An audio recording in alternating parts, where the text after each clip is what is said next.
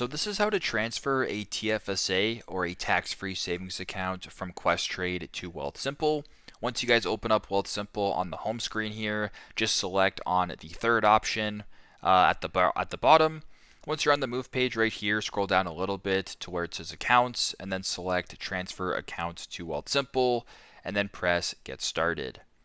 Once you're here under most popular, for me, Questrade does appear, so just go ahead and select it. If it's not there, just search for it on the search bar.